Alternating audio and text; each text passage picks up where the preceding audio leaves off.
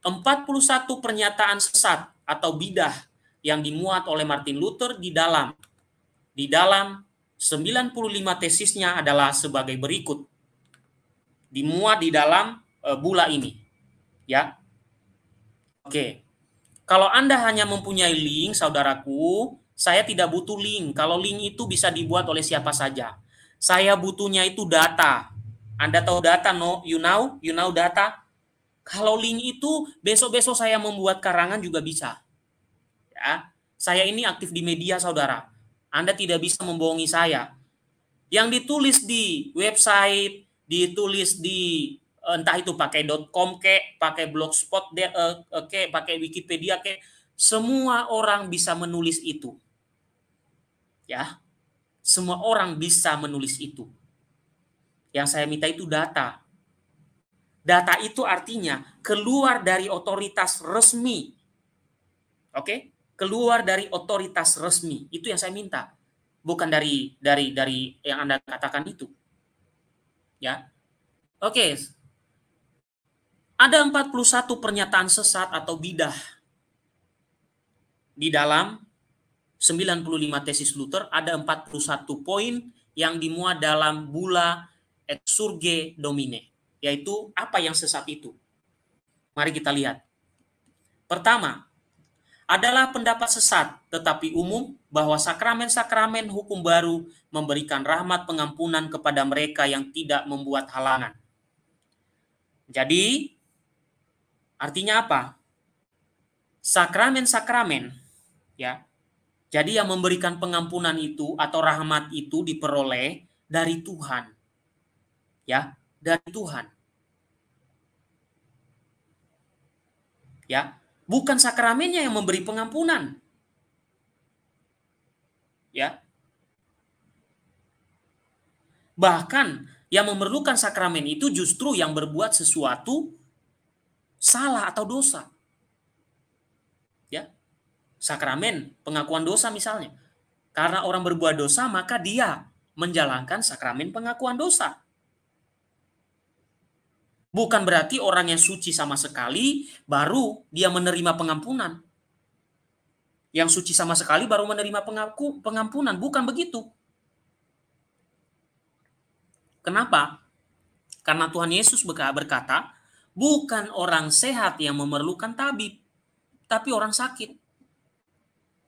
Bukan orang yang suci tanpa halangan yang memerlukan sakramen, tapi orang yang memang belum sempurna atau memang ada dosanya. Maka dikatakan pernyataan ini adalah pernyataan atau pendapat yang sesat. Karena seolah-olah hanya orang yang bersih saja yang memperoleh pengampunan. Tapi yang membuat halangan atau yang mempunyai dosa, ya, ketika dia melakukan sakramen pengakuan dosa, maka karena dia berhalangan, halangannya adalah dosa-dosanya, maka dia tidak memperoleh pengampunan. Ya, itu yang pertama. Yang kedua, menolak bahwa dalam diri seorang anak setelah baptisan dosa tetap ada, berarti memperlakukan Paulus dan Kristus dengan hina. Jadi Martin Luther menolak bahwa dalam diri seorang anak setelah baptisan dosa tetap ada, berarti memperlakukan Paulus dan Kristus dengan hina. Apa artinya? Ya, dalam diri seorang anak setelah baptisan, ya, itu dosa tetap ada. Mengapa? Ya, karena kita semua dikatakan telah kehilangan kemuliaan Allah, dan kita, ya, dan kita semua telah berdosa. Ya. Oke. Sehingga apa yang terjadi Bapak Ibu? Setiap orang seperti yang dikatakan oleh Mazmur, aku telah berdosa dari rahim ibuku sebelum aku diperanakan. Ya. Tetap kita menerima yang namanya dosa asal itu. Ya, dosa asal itu. Dan kita menerima akibat-akibatnya. Termasuk anak kecil. Ya, termasuk anak kecil. Tapi Martin Luther itu menolak itu. Menolak bahwa dalam diri seorang anak setelah dibaptis dosa tetap ada. Ya. Ya. Oke. Jadi dikatakan di sini. Ini adalah nomor 2 bagian yang diindikasikan sesat di dalam penjabaran di 95 tesis itu. Menolak bahwa dalam diri seorang anak setelah baptisan dosa tetap ada, berarti memperlakukan Paulus dan Kristus dengan hina. Ya. Kalau seorang anak telah dibaptis, ya, pastinya, ya, nanti pasti ada juga dosa pribadi. Baptisan itu bukan artinya setelah itu kita kalau berbuat dosa-dosa lagi maka kita pasti selamat, walaupun kita melakukan dosa-dosa baru, itu dosa pribadi. Ya, dosa pribadi yang nanti memang kita harus pertanggungjawabkan itu, dosa pribadi itu. Dosa asal melalui baptis itu dilenyapkan, tapi akibatnya masih, upah dosanya masih kita terima. Makanya dikatakan upah dosa adalah maut. Ya. Kemudian yang ketiga, sumber dosa yang mudah terbakar bahkan jika tidak ada dosa yang sebenarnya menunda keluarnya jiwa dari tubuh dari pintu masuk ke surga.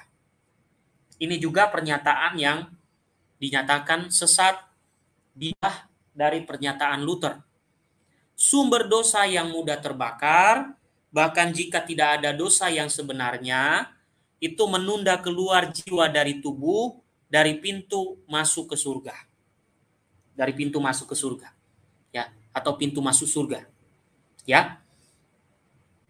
Kemudian yang keempat, bagi seseorang yang hampir mati, cinta kasih yang tidak sempurna tentu membawa ketakutan besar, yang dengan sendirinya saja sudah cukup untuk menghasilkan hukuman api penyucian dan menghalangi masuk ke dalam kerajaan.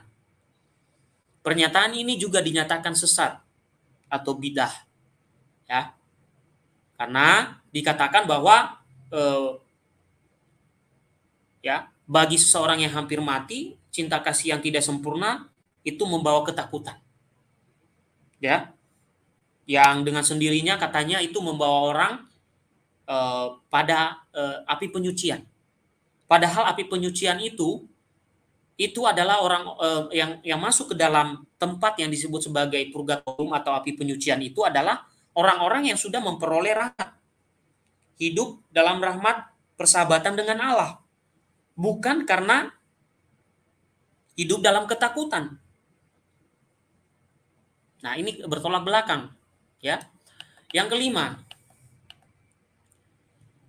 bahwa ada 3 bagian dari penebusan dosa, penyesalan, pengakuan, dan kepuasan tidak memiliki dasar kitab suci maupun dalam doktrin Kristen kuno yang suci. Ya, jadi Martin Luther mengatakan bahwa penyesalan penebusan itu ada 3 bagian. Penebusan dosa itu menurut dia ada 3 bagian katanya. Ya. Ada 3 bagian, yaitu penyesalan, pengakuan, dan kepuasan. Ya. Penyesalan, pengakuan, dan kepuasan tidak memiliki dasar dari kitab suci maupun dalam doktrin Kristen kuno yang suci. Itu kata Martin Luther. Ya. Jadi Martin Luther itu menentang ajaran Katolik yang mengatakan bahwa ya di dalam pengakuan dosa itu terkandung yang namanya penyesalan atas dosa-dosa, tindakan pengakuan, dan kita memperoleh pengampunan. Lalu Martin Luther mengatakan itu tidak ada dalam doktrin Kristiani. Ya. Oke. Padahal itu diajarkan. Ya, diajarkan oleh gereja perdana, oleh para rasul. Tapi Martin Luther menolak itu. Oke. Kemudian yang keenam, penyesalan yang diperoleh melalui diskusi, pengumpulan, dan kebencian terhadap dosa yang dengannya seseorang merenungkan tahun-tahunnya dalam kepahitan jiwanya. Dan dengan merenungkan beratnya dosanya, jumlahnya, kehinaannya, hilangnya kebahagiaan abadi, dan perolehan kutukan abadi. Penyesalan ini membuatnya menjadi seorang munafik, bahkan lebih berdosa. Oke, ini juga yang dinyatakan berisi heresi atau sesat, ya. Saya tidak jabarkan secara detail. Silakan nanti Bapak Ibu membuka, nanti ada saya kasih sumbernya karena ini panjang sekali, ya. Oke. Kemudian yang ketujuh, ini adalah pepatah yang paling benar dan doktrin tentang penyesalan yang diberikan sejauh ini adalah yang lebih benar, yang lebih luar biasa. Tidak melakukannya di masa depan adalah penebusan dosa tertinggi, penebusan dosa terbaik, kehidupan baru. Ini juga dinyatakan sebagai pernyataan Martin Luther yang keliru. Ya, tidak melakukannya di masa depan adalah penebusan dosa tertinggi, penebusan dosa terbaik, ya, kehidupan baru. Ya, ini sebenarnya sangat sangat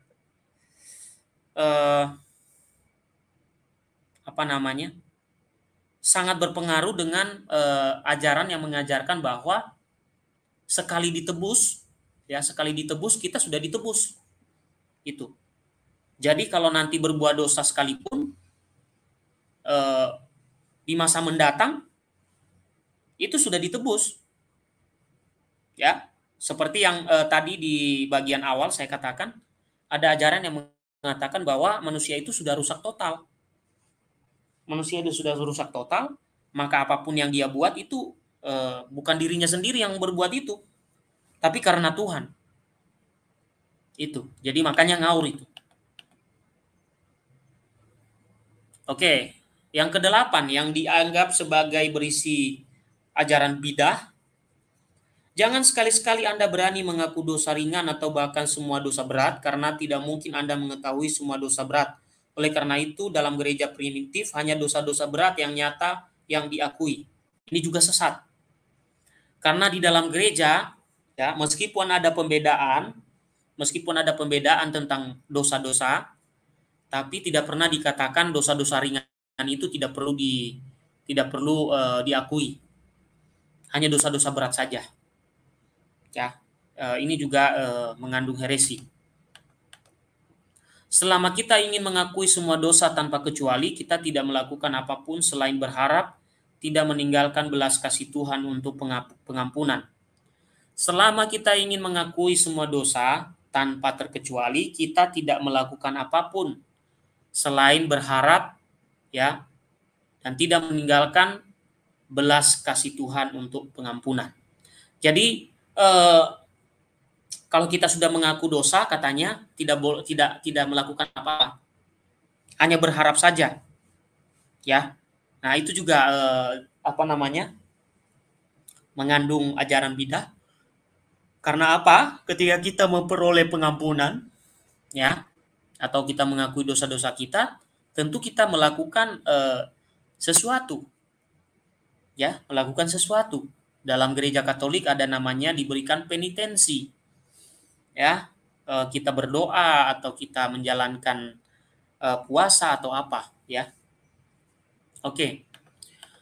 10. Dosa tidak diampuni kepada siapapun kecuali ketika imam mengampuni mereka.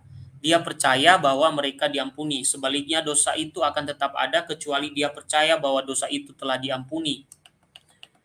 Karena memang pengampunan dosa dan pemberian kasih karunia tidak cukup, tetapi perlu juga untuk percaya bahwa telah ada pengampunan. Nah, ini juga ya, seolah-olah bahwa imam itu yang mengampuni dosanya, ya. Dia tidak melihat bahwa pengampunan itu sebenarnya adalah berasal dari Tuhan, dan kemudian para imam itu hanya sebagai in persona Christi, atau mereka sebagai perantara untuk menyampaikan kepada Allah pengampunan atau mohon ampun yang disampaikan oleh umat, ya.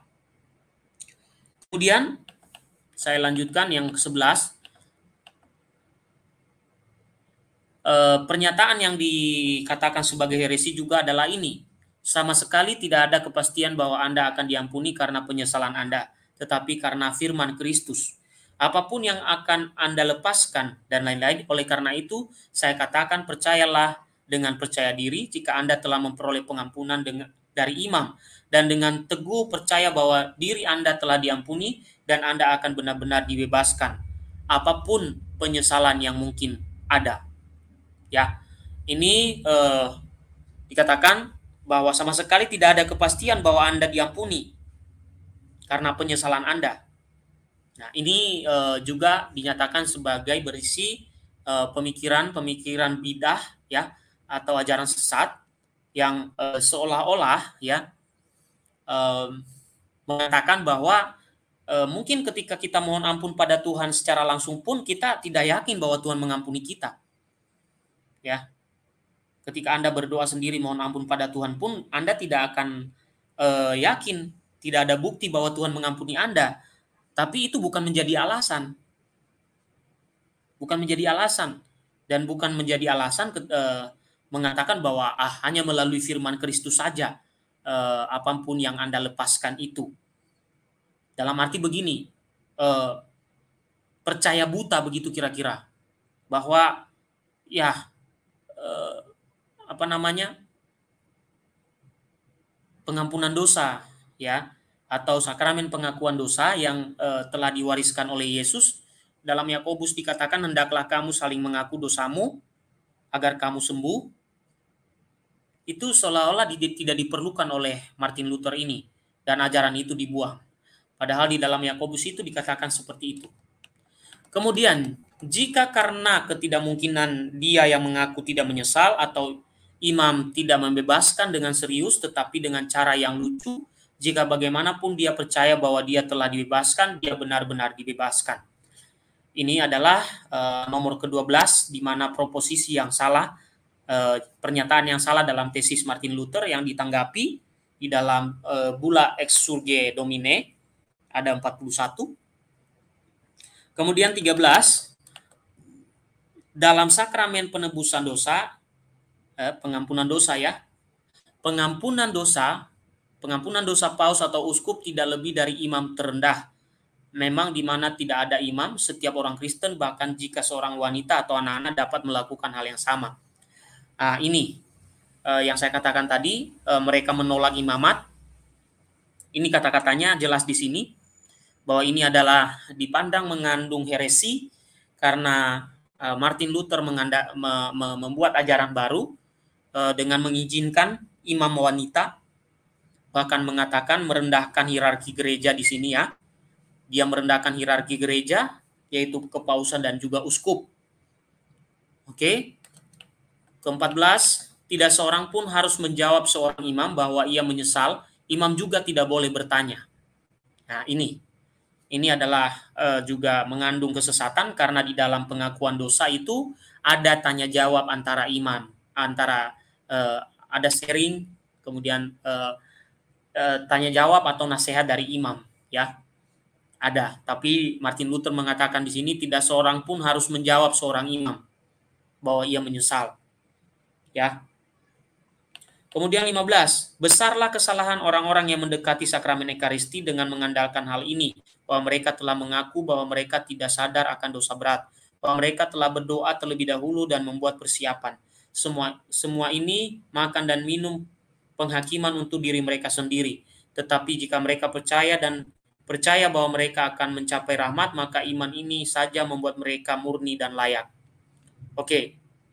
Di sini terkandung penolakan Martin Luther terhadap Ekaristi atau misa. Ya. Di sini terkandung bagaimana Martin Luther menolak yang namanya Ekaristi. Dia mengatakan bahwa cukup percaya saja.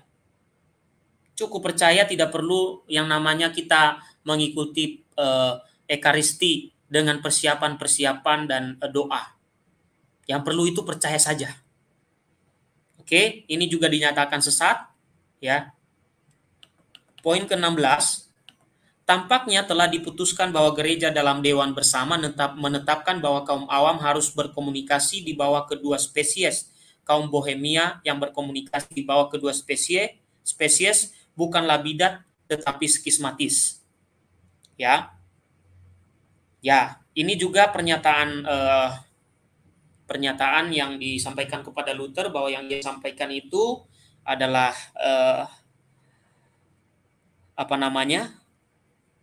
dia mengatakan, dia menolak ya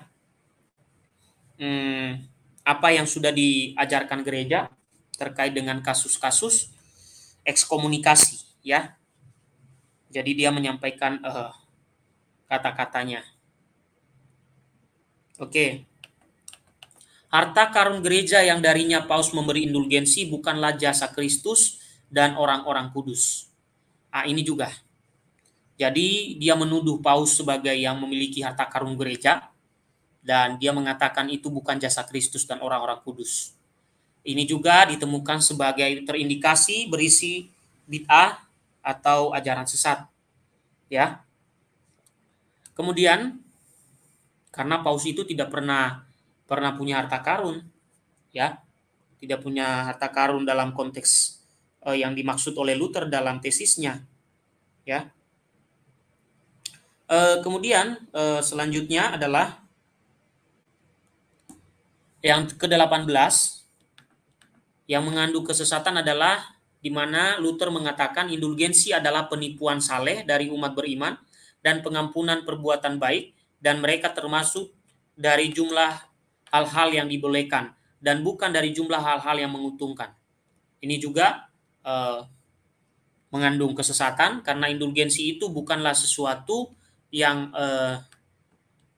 berbicara soal penipuan atau menguntungkan atau merugikan. Ya, silakan saksikan 95 tesis, penjelasannya ada di situ.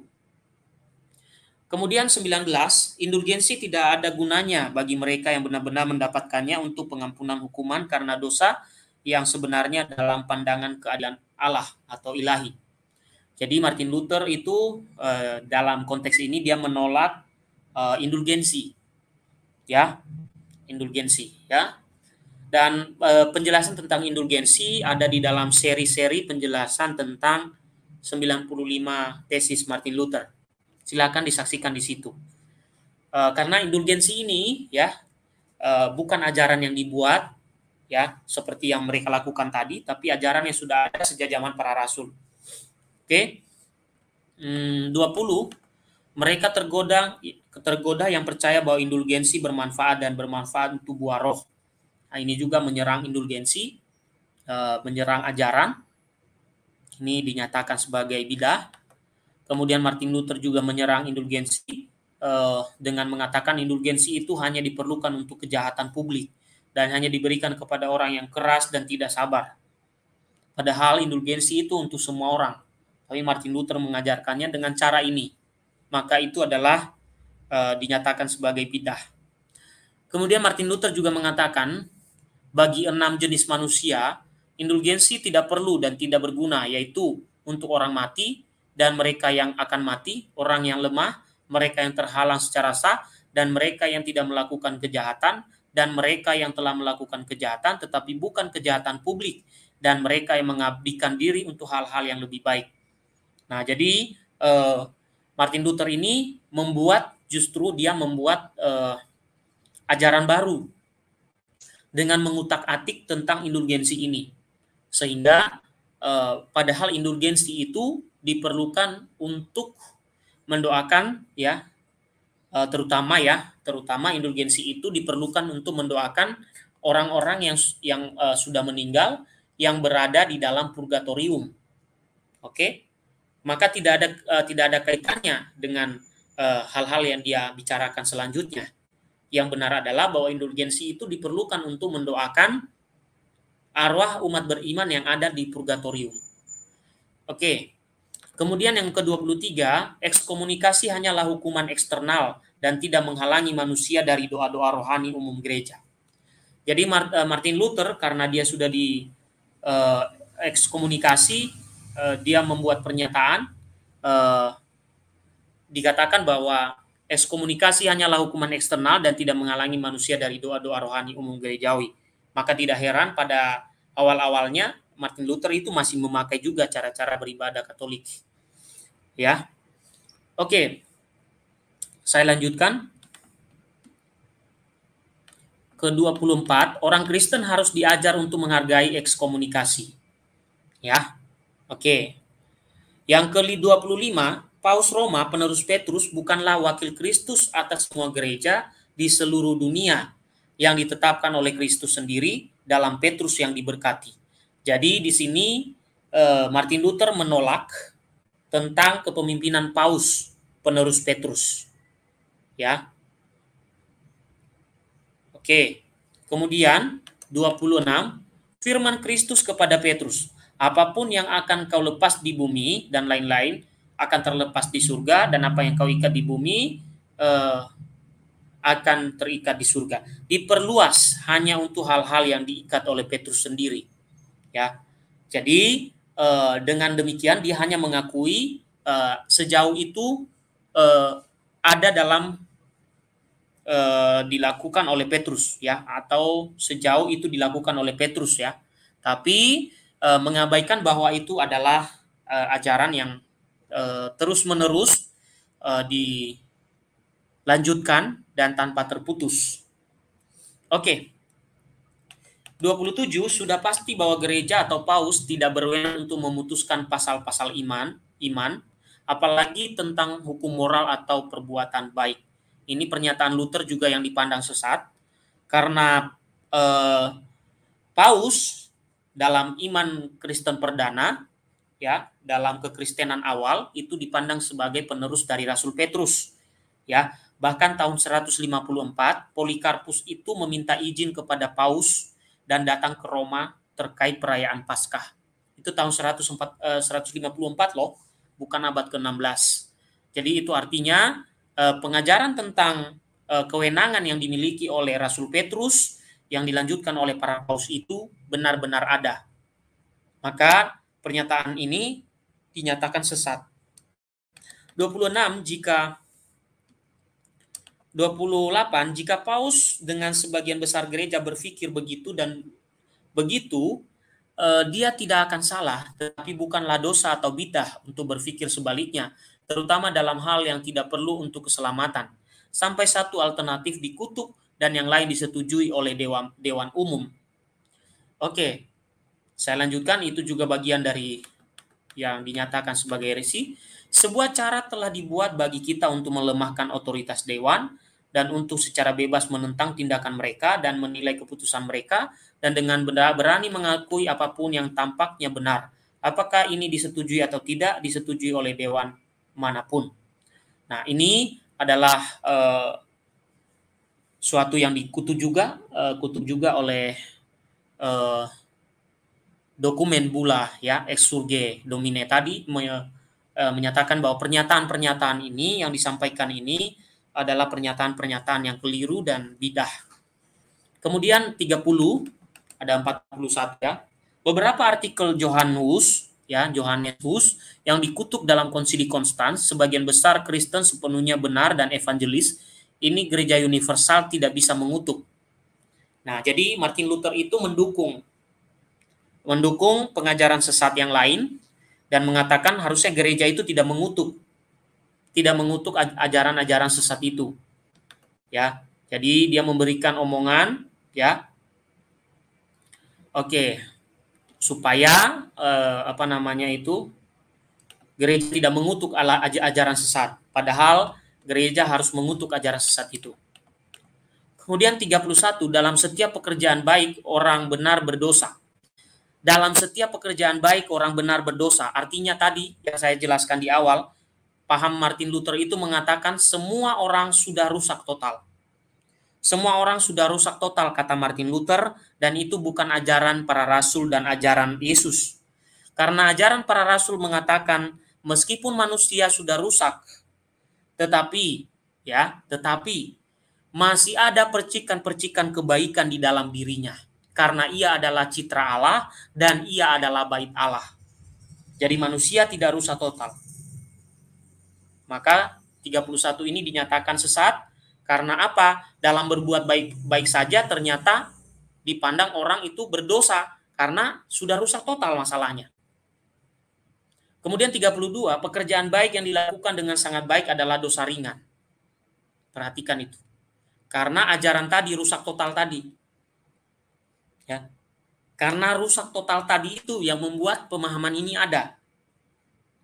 Mau kamu berbuat baik, mau berbuat jahat, kamu tetap dipandang berdosa.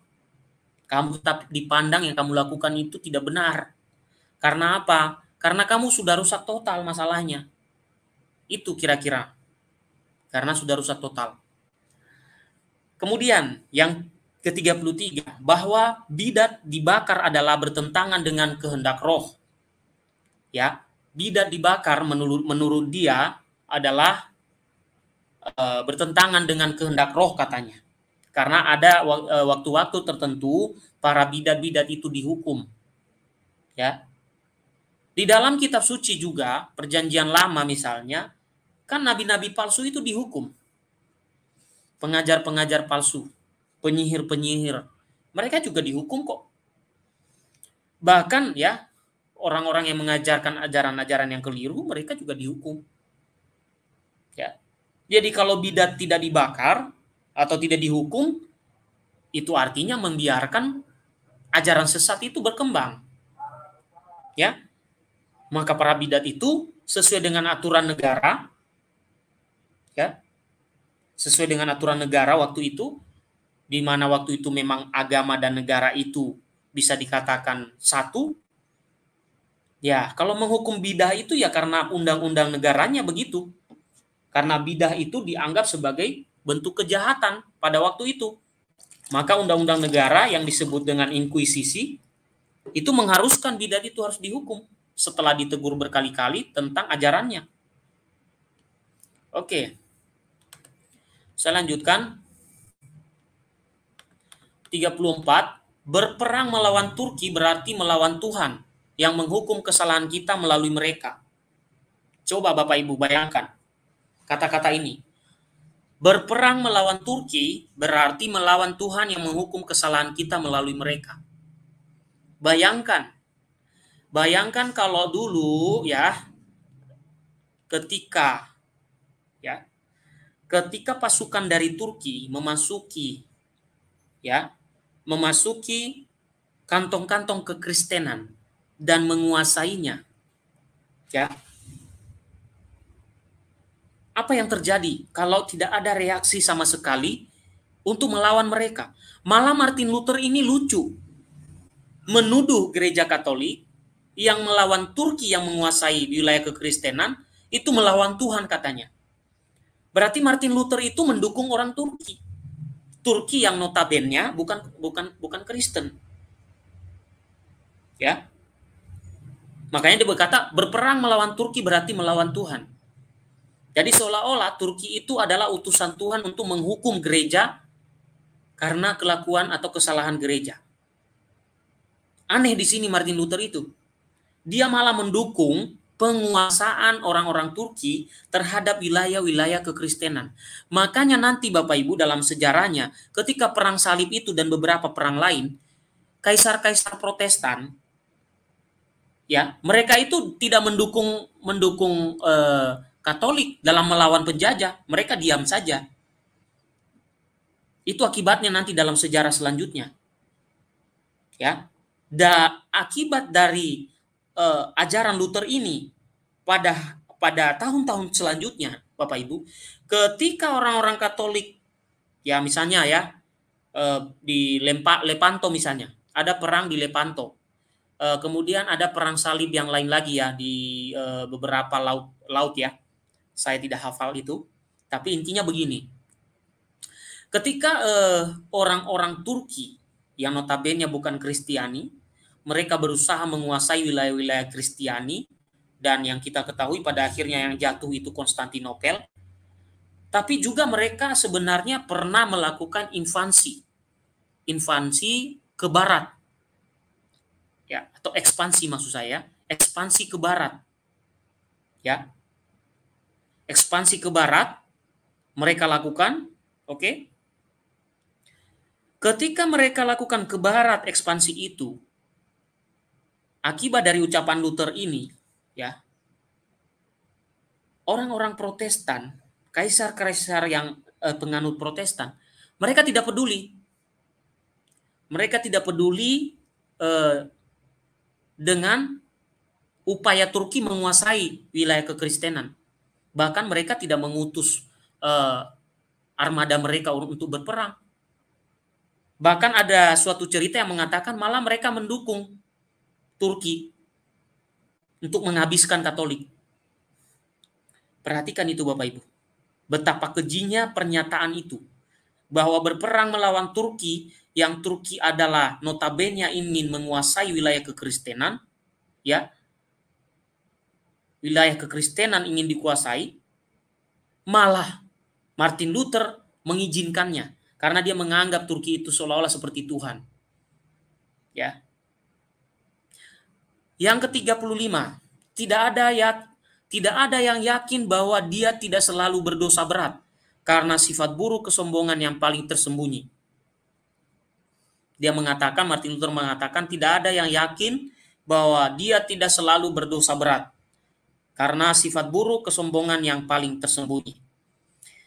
Ini terkait dengan apa yang disampaikan oleh teman kita yang dari psikologi saat itu yang membicarakan bahwa mengapa Martin Luther ini selalu ada ketakutan dalam dirinya karena dia punya kelainan. Karena dia punya kelainan. Ada penyakit, ya, Bapak Ibu. Jadi penyakitnya mirip seperti ini, ya. Ketika ya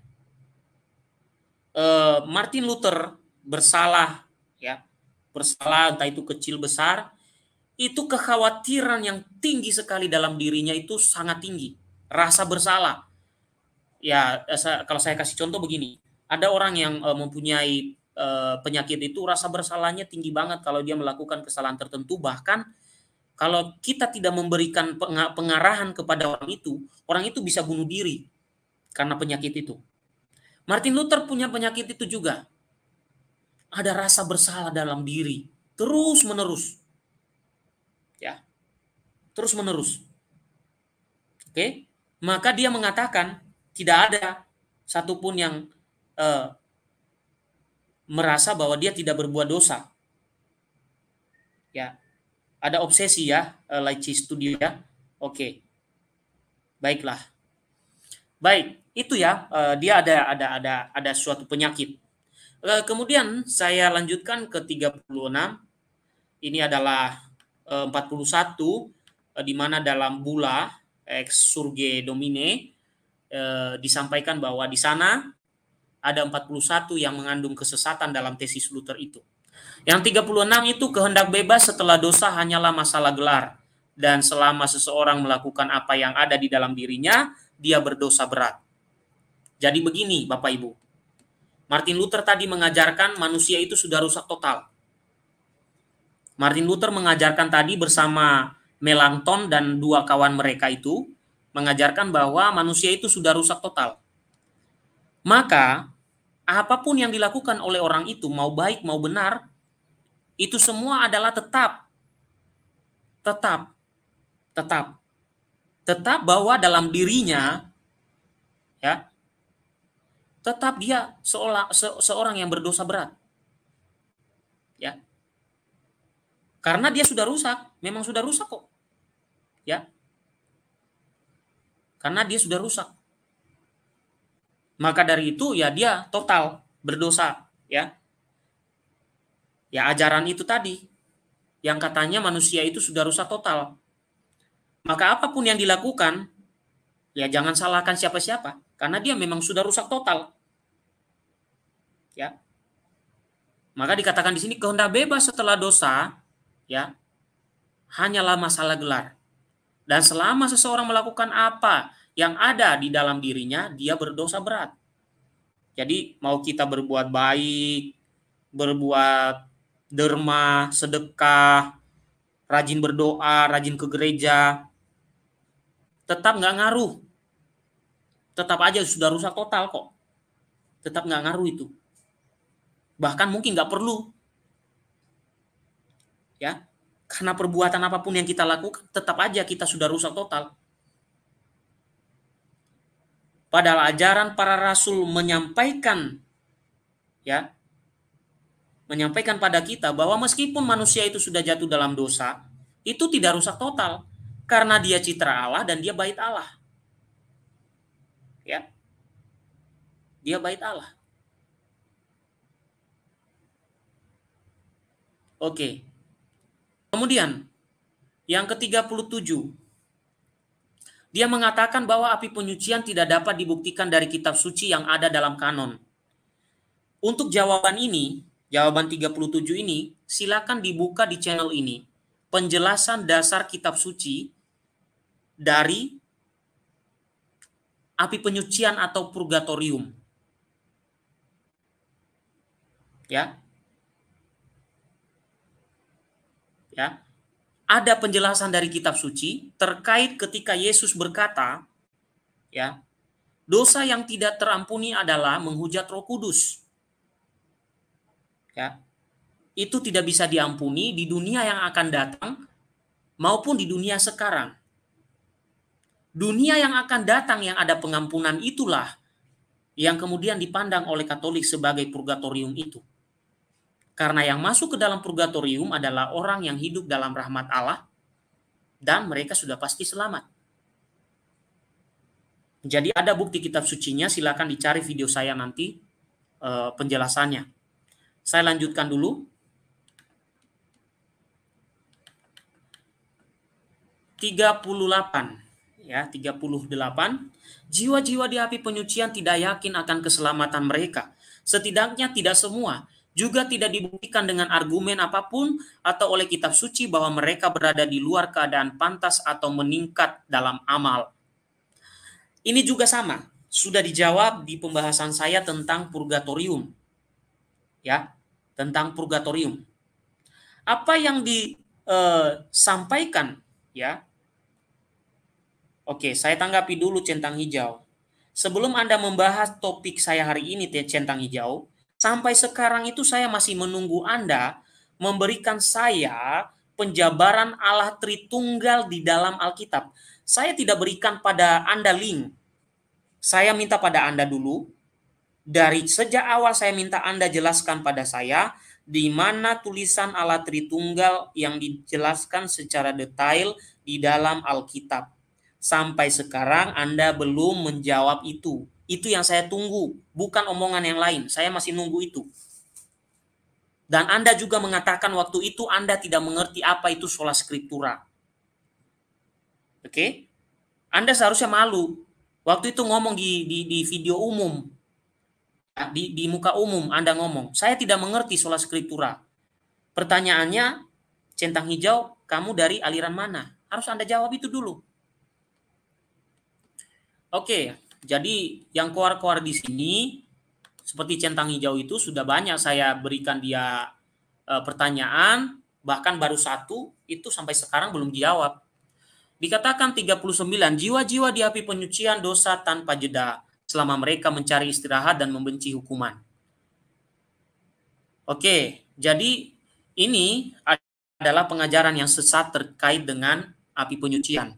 Api penyucian itu atau purgatorium itu tempat di mana orang-orang yang wafat meninggal dalam rahmat persahabatan dengan Allah dan mereka perlu dibersihkan sedikit saja supaya layak masuk surga. Ya. Dan di dalam purgatorium, ya, itu bukan berarti nanti setelah itu mereka dihukum dan masuk neraka. Yang masuk ke dalam purgatorium adalah orang-orang yang dalam keadaan rahmat dan sudah pasti selamat. Oke, saya lanjutkan. 40, jiwa-jiwa yang dibebaskan dari api penyucian dengan hak pilih dari orang-orang yang hidup kurang bahagia daripada jika mereka membuat kepuasan diri. Ini juga adalah sesuatu pernyataan yang keliru. Kemudian 41 dikatakan, para pejabat gereja dan pangeran sekular tidak akan bertindak buruk jika mereka menghancurkan semua kantong uang pengemis. Nah, ini juga adalah pernyataan yang sangat keliru. Nah, karena apa? Dia mengaitkan dengan kantong uang pengemis atau ya pemberian orang ketika pada saat itu topiknya adalah memberi sedekah. Pada saat dia berselisih paham dengan Johann Tetzel, dia menyinggung itu.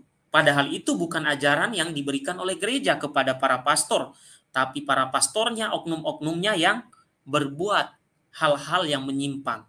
Tapi tidak semua, dan Paus tidak memerintahkan itu. Nah, saya lanjutkan. Isi dari Exsurge Domine. Dikatakan di sini, tidak seorang pun yang berakal tidak mengetahui betapa merusak, memalukan, dan menggoda pikiran saleh dan sederhana dari berbagai kesalahan ini. Betapa bertentangannya mereka dengan semua amal dan penghormatan bagi gereja Roma yang suci, yang adalah ibu dari semua umat beriman dan guru dari iman. Betapa destruktifnya mereka terhadap kekuatan disiplin gereja, yaitu ketaatan. Kebajikan ini adalah sumber dan asal dari semua kebajikan, dan tanpanya siapapun dapat dengan mudah dihukum karena tidak setia. Oleh karena itu, kami dalam perhitungan di atas, meskipun penting, ingin melanjutkan dengan sangat hati-hati sebagaimana mestinya, dan untuk menghentikan penyebaran wabah dan penyakit kanker ini agar tidak menyebar lebih jauh di ladang Tuhan sebagai semak berduri yang berbahaya. Oleh karena itu, kami telah mengadakan penyelidikan yang cermat, pemeriksaan, diskusi, pemeriksaan yang ketat, dan pertimbangan yang matang dengan masing-masing saudara, para kardinal terkemuka gereja Roma yang suci, serta para prior dan menteri jenderal Ordo Religius, di samping banyak profesor lainnya, dan master yang ahli dalam teologi suci dan hukum sipil dan kanon. Kami telah menemukan bahwa kesalahan atau tesis ini bukan Katolik, sebagaimana disebutkan di atas, dan tidak untuk diajarkan seperti itu, melainkan bertentangan dengan doktrin dan tradisi gereja Katolik dan bertentangan dengan penafsiran yang benar dari kitab suci yang diterima dari gereja. Sekarang Agustinus menyatakan bahwa otoritasnya harus diterima sepenuhnya, sehingga dia menyatakan bahwa dia tidak akan percaya Injil kecuali otoritas gereja Katolik telah menjaminnya. Karena menurut kesalahan-kesalahan ini atau kesalahan-kesalahan satu atau beberapa di antaranya, jelaslah bahwa gereja yang dibimbing oleh Roh Kudus adalah salah dan selalu sesat. Ini bertentangan dengan apa yang dijanjikan Kristus pada saat kenaikannya kepada murid-muridnya, sebagaimana dibaca dalam Injil Matius yang kudus. Aku akan menyertai kamu sampai akhir zaman. Itu bertentangan dengan ketetapan para bapa suci atau tata cara dan kanon yang tegas dari konsili dan paus tertinggi. Kegagalan untuk mematuhi kanon-kanon ini, menurut kesaksian Cyprianus, akan menjadi bahan bakar dan penyebab semua bid'ah dan perpecahan. Dengan nasihat dan persetujuan dari saudara-saudara kita yang terhormat ini, dengan pertimbangan matang pada masing-masing dan setiap tesis di atas, dan dengan otoritas Tuhan Yesus yang Tuhan yang Maha Kuasa, Rasul Petrus dan Paulus yang terberkati, dan otoritas kita sendiri, kami mengutuk, terkutuk, dan menolak sepenuhnya setiap tesis atau kesalahan ini sebagai sesat, skandal, palsu, menyinggung telinga saleh dan menggoda pikiran sederhana, dan bertentangan dengan kebenaran Katolik. Dengan mendaftarkan mereka, kami memutuskan dan menyatakan bahwa semua umat beriman dari kedua jenis kelamin harus menganggap mereka sebagai terkutuk dan ditolak. Kami menahan semua dalam kebajikan ketaatan suci dan di bawah hukuman ekskomunikasi besar otomatis. Selain itu, karena kesalahan-kesalahan sebelumnya dan banyak lainnya terdapat dalam buku-buku atau tulisan-tulisan Martin Luther, maka kami juga mengutuk, mengecam, dan menolak sepenuhnya buku-buku dan semua tulisan dari khotbah Martin Luther tersebut, baik dalam bahasa Latin maupun bahasa lain, mengandung kesalahan tersebut atau salah satunya. Dan kami ingin mereka dianggap sebagai benar-benar terkutuk dan ditolak. Kami melarang setiap orang beriman dari kedua jenis kelamin, ya, dari kedua belah pihak maksudnya di situ ya, berdasarkan ketaatan suci dan di bawah hukuman di atas untuk dikeluarkan secara otomatis untuk membaca, menegaskan, berkhotbah, memuji, mencetak, menerbitkan, dan membela mereka. Mereka akan dikenakan hukuman ini jika mereka menganggap untuk menegakkan mereka dengan cara apapun secara pribadi atau melalui orang lain atau orang lain secara langsung atau tidak langsung, diam-diam atau eksplisit di depan umum atau gaib, baik di rumah mereka sendiri atau di tempat umum atau pribadi lainnya. Memang, segera setelah penerbitan surat ini, karya-karya ini dimanapun mereka berada harus dicari dengan hati-hati oleh para ordinaris dan lainnya.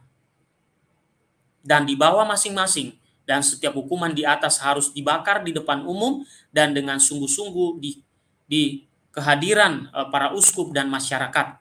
Sejauh menyangkut Martin Luther sendiri, ya Tuhan, apa yang telah kami abaikan atau tidak lakukan? Amal kebapakan apa yang telah kita hilangkan sehingga kita dapat memanggil kembali dari kesalahan seperti itu? Karena setelah kami mengutipnya, ingin memperlakukannya dengan lebih baik, kami mendesaknya melalui berbagai konferensi dengan utusan kami dan melalui surat pribadi kami untuk meninggalkan kesalahan-kesalahan ini. Kami bahkan telah menawarkan kepadanya perilaku yang aman dan uang yang diperlukan untuk perjalanan yang mendesaknya untuk datang tanpa rasa takut atau keraguan apapun yang harus disingkirkan oleh kasih yang sempurna dan untuk berbicara tidak secara diam-diam tetapi secara terbuka dan tatap muka mengikuti teladan juru selamat kita dan Rasul Paulus. Jika dia melakukan ini, kami yakin dia akan berubah hati dan dia akan menyadari kesalahannya. Dia tidak akan menemukan semua kesalahan ini di Kuria Roma yang dia serang dengan begitu kejam, menganggapnya lebih dari yang seharusnya karena desas-desus kosong tentang orang-orang jahat. Kami akan menunjukkan kepadanya lebih jelas daripada cahaya hari bahwa Paus Romawi, para pendahulu kita yang dia serang dengan kejam melampaui semua kesopanan, tidak pernah salah dalam kanon atau konstitusi mereka yang dia coba serang. Sebab menurut Nabi, baik minyak penyembuhan maupun tabib tidak kekurangan dalam galak.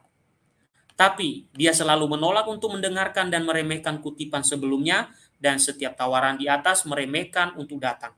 Sampai saat ini dia masih konsumtif. Dengan semangat yang keras ia terus di bawah kecaman selama setahun. Yang lebih buruk menambahkan kejahatan-kejahatan dan saat mengetahui kutipan itu dia mengajukan permohonan gegabah ke Dewan masa depan. Hal ini tentunya bertentangan dengan konstitusi Pius kedua dan Julius kedua pendahulu kita bahwa semua banding dengan cara ini harus dihukum dengan hukuman bidat. Sia-sia memohon bantuan Dewan karena dia secara terbuka mengakui bahwa dia tidak percaya pada Dewan. Oleh karena itu, kita dapat tanpa kutipan atau penundaan lebih lanjut melanjutkan melawan dia kekutukan dan kutukannya sebagai orang yang imannya sangat dicurigai dan pada kenyataannya seorang bidat sejati dengan tingkat keparahan penuh dari masing-masing dan semua hukuman dan kecaman di atas. Namun dengan nasihat saudara-saudara kita meniru belas kasih Tuhan yang Maha Kuasa yang tidak menginginkan kematian seorang pendosa melainkan agar dia bertobat dan hidup dan melakukan semua luka yang diderita kita dan takhta apostolik, kita telah memutuskan untuk gunakan semua belas kasih yang kita mampu. Adalah harapan kami sejauh dalam diri kami bahwa dia akan mengalami perubahan hati dengan mengambil jalan kelembutan yang telah kami usulkan, kembali dan berpaling dari kesalahannya. Kami akan menerimanya dengan baik sebagai anak yang hilang, yang kembali ke pelukan gereja. Oleh karena itu, biarlah Martin Luther sendiri dan semua orang yang mengikutinya dan mereka yang melindungi dan mendukungnya melalui hati Allah kita yang penuh kasih dan percikan darah Tuhan kita Yesus Kristus yang dengannya melalui siapa penebusan umat manusia dan pembangunan gereja Ibu yang kudus telah tercapai.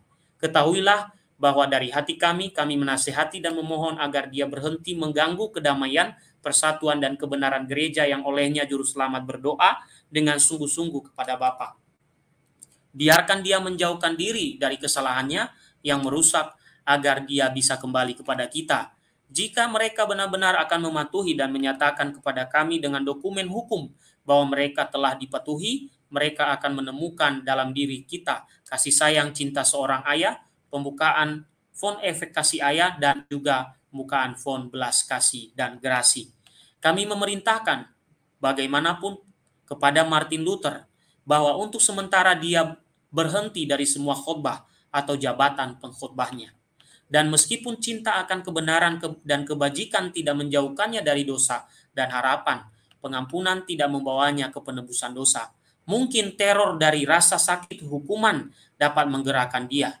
Jadi, kami memohon dan mengingatkan Martin ini, para pendukung dan kaki tangannya dari perintah sucinya dan hukuman yang dijelaskan. Kami memintanya dengan sungguh-sungguh agar dia dan para pendukungnya, penganut dan kaki tangannya berhenti dalam waktu 60 hari yang kami ingin bagi menjadi 3 kali 20 hari, dihitung dari penerbitan banteng ini di tempat-tempat yang disebutkan di bawah. Dari berkhotbah, keduanya menguraikan pandangan mereka dan mencela orang lain dari penerbitan buku dan pamflet tentang beberapa atau semua kesalahan mereka. Selanjutnya, semua tulisan yang mengandung sebagian atau seluruh kesalahan harus dibakar. Lebih jauh lagi, Martin ini harus terus-menerus menarik kembali kesalahan dan pandangan semacam itu. Dia harus memberitahu kita tentang penolakan semacam itu melalui sebuah dokumen terbuka yang disegel oleh 2 uskup yang akan kita terima dalam 60 hari lagi. Atau dia harus secara pribadi dengan perilaku yang aman memberitahu kami tentang penolakannya dengan datang ke Roma. Kami lebih suka cara yang terakhir ini agar tidak diragukan lagi ketaatannya yang tulus. Namun jika Martin ini, para pendukungnya, pengikut, dan kaki tangannya, sangat kami sesalkan dengan keras kepala tidak mematuhi ketentuan yang disebutkan dalam periode yang disebutkan. Kami akan mengikuti ajaran Rasul Paulus yang suci yang mengajarkan kita untuk menghindari bidat setelah menegurnya untuk pertama dan kedua kalinya. Mengutuk Martin ini, para pendukungnya, penganut dan kaki tangannya, serta tanaman merambat yang tidak ada di dalam Kristus, mengkhotbahkan doktrin ofensif yang bertentangan dengan iman Kristen dan menyinggung keagungan ilahi hingga merusak dan rasa malu seluruh gereja Kristen dan mengurangi kunci gereja sebagai bidat yang keras kepala dan publik. Komentar webmaster, teks yang ditambahkan dalam tanda kurung miring ini diperoleh dari sumber sekunder penerjemah Hans J. Hillerbrand, edisi The Reformation in its own words. Oke, saya lanjutkan. Terkait dengan tadi isi dari Bulla Exsurge Domine, itu kita sudah melihat begitu banyak hal apa yang disampaikan oleh Paus kepada Martin Luther karena sudah mengajarkan ajaran-ajaran yang sudah menyimpang, bahkan merubah ajaran-ajaran gereja yang sudah ada sejak abad pertama. Tadi sudah saya tunjukkan di awal, nanti silakan dilihat lagi. Tetapi saya mau memberitahu bahwa saya tidak akan membuka untuk diskusi di dalam room ini, karena ini berfungsi untuk memberi edukasi saja. Di lain waktu, kalau ada kesempatan, saya akan memberikan kesempatan untuk naik di room ini. Kecuali Centang Hijau sudah menemukan kepada saya di mana ayat kitab suci yang menjelaskan secara detail, ya, di mana ayat kitab suci atau perikop kitab suci yang menceritakan kepada saya secara detail tentang Allah Tritunggal. Baru saya izinkan Centang Hijau masuk. Tapi selama itu belum dijawab, saya tidak akan mengizinkan Centang Hijau masuk ke dalam room ini. Dan kebetulan pada kesempatan ini saya tidak membuka room untuk diskusi. Ya, oke. Saya lanjutkan di bagian akhir. Oke. Pada bagian akhir, oke. Saya hanya mengutip kembali ya apa yang ditulis oleh Kardinal John Henry Newman, seorang mantan Anglikan yang menjadi seorang Katolik. Kata-katanya dalam bahasa Indonesia kurang lebih seperti ini. Semakin dalam Anda mempelajari sejarah, maka semakin jauh Anda dari Protestan. Atau bahasa lainnya, terjemahan lainnya, semakin Anda mendalami sejarah, maka semakin Anda meninggalkan Protestan.